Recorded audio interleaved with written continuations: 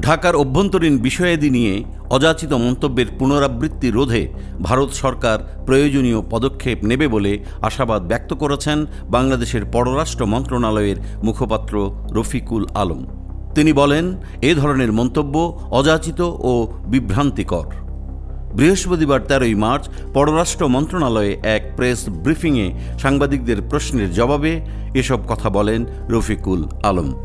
ভারতের পররাষ্ট্র মন্ত্রণালয়ের ব্রিফিংয়ে বাংলাদেশে সংখ্যালঘুদের নির্যাতন সংক্রান্ত মন্তব্য নিয়ে এক প্রশ্নের জবাবে মুখপাত্র রফিকুল আলম বলেন, গেল 7 মার্চ বাংলাদেশ নিয়ে ভারতের পররাষ্ট্র মন্ত্রণালয়ের মুখপাত্র যে মন্তব্য করেছেন সেটা আমাদের দৃষ্টিগোচর হয়েছে।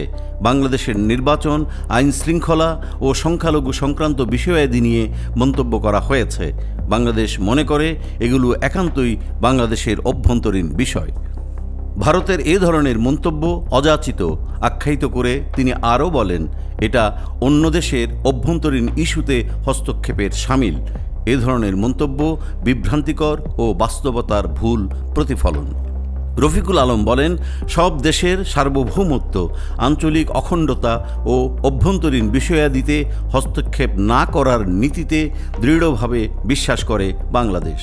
তিনি আরও বলেন, পারস্পরিক শ্রদ্ধা, বিশ্বাস ও বোঝাপড়ার ভিত্তিতে ভারতের সঙ্গে বন্ধুত্বপূর্ণ ও গঠনমূলক সম্পর্ক গড়ে তোলার জন্য বাংলাদেশ প্রতিশ্রুতিবদ্ধ। সেই দৃষ্টিকোণ থেকে আমরা আশা করি ভারত সরকারের সংশ্লিষ্ট কর্তৃপক্ষ এই ধরনের মন্তব্যের পুনরাবৃত্তি রোধে প্রয়োজনীয় ব্যবস্থা নেবে।